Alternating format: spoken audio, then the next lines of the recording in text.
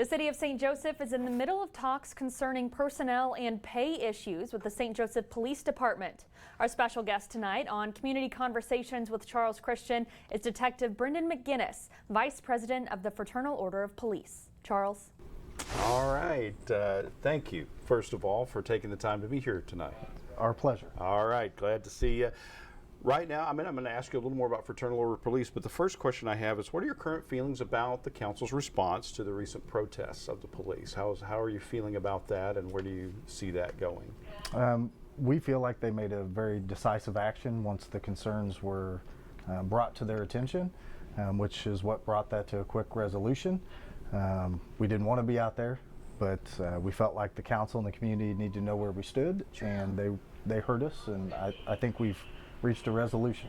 Okay, good. And now, do you have what's the ultimate goal for the November tax potential tax option on the agenda? What's the ultimate goal as far as you're concerned for the police department? Well, first, that tax goes solely to the police department. Okay. So every nickel extra that it costs on $10 that whole nickel goes to the police department. That's going to help us retain our current officers as well as hire new officers, bring officers from other agencies into our community, as well as us not have to worry about community safety every year. Okay. And really, that's the end goal here, was take care of community safety for the next 20 years.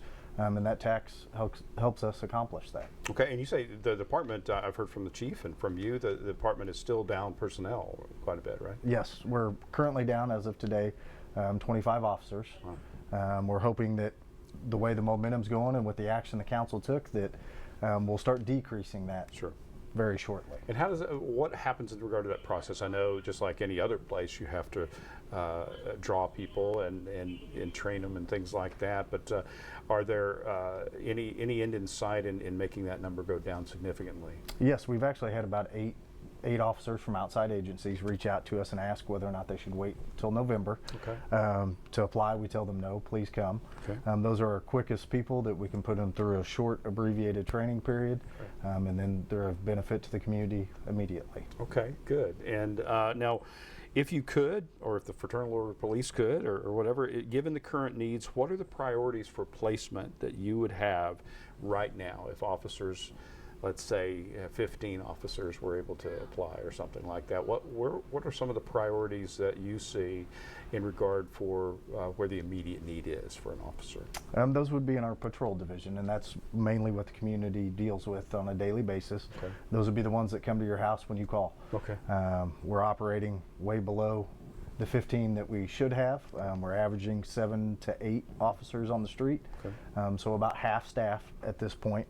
So that would make that immediate impact. Sure. And would immediately benefit the community. Okay, and what would that mean in regard to, let's say, those new officers that are talking about coming on?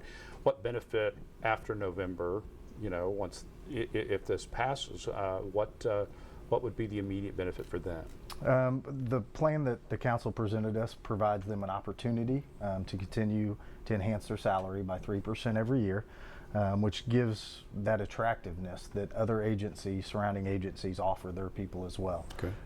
As well as that money will also be used to provide a better fleet for us. Our fleet is kind of fallen behind. And that means your vehicles? Police vehicles. Okay.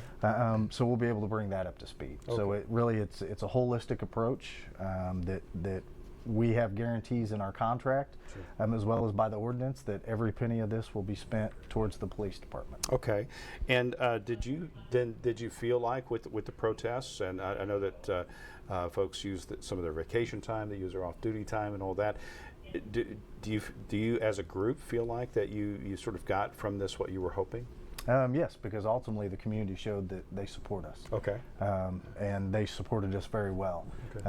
And we came in with the mindset, if nothing else, these men and women will see how much this community really backs us, okay. Which is kind of unique. Sure. And now you've been an officer 17 years, right? Correct. Yeah, and describe a few of the changes you've seen in the police department, how you guys do your job, how the community has changed even in your 17 years of tenure. The community has always kind of been behind us, but it was kind of a dual opportunity. The community showed us support by food and water, just reached out to us and told us that they had our back. And they've done that through national scenarios where they've reached out and helped pay for lunches and dinners and stuff. So we just want to take care of the community for the next 20 years, and we feel like this is the best route to do that. And Good. that's why we agreed with the council on this matter. Very good. Now, your own role in you said the electronic end of things as Yes. a detective. I'm sure I'm not describing that very well, but you can. How has that changed over the time you've been been an officer? Everybody carries a cell phone nowadays. That's right. Yeah. Everybody has a cell phone. So anytime there's a crime committed where a cell phone might be a part, that cell phone comes to me.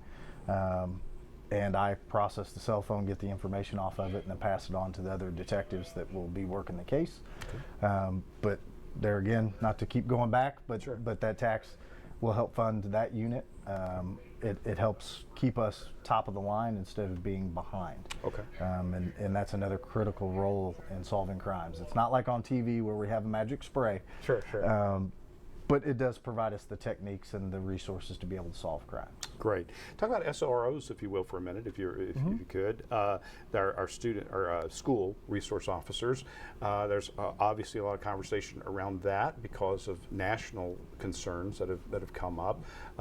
What is happening now in regard to SROs, and how do you feel that this potential new tax would help in that way? Well, right now there's only currently 5 SROs. Okay. There should be 9. So once our patrol division can restaff and take priority in the community, those positions will be filled. Probably one of the first next positions to be filled would be the SROs. Oh, okay. So that would give every high school and every middle school an SRO, which is really where the biggest threat is nowadays. Sure. Okay. And finally, I know you don't want to get any debate with the fire department or anything, but this has come up. Some of their representatives offered a bit of criticism about the approach of the police department. In hindsight, is there any response that you see that you would deem necessary for their response to the strike, or not the strike, to the protest? No, we've in my tenure of being vice president, we've worked well with them, and we've always supported them, and we'll continue to support them in whatever they feel is most appropriate for them in their position. We might not always agree on everything, Okay.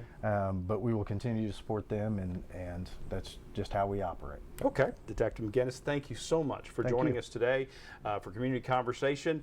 We'll have another guest next Thursday night during the 5 o'clock news, and we'll have more news after this. Thank you.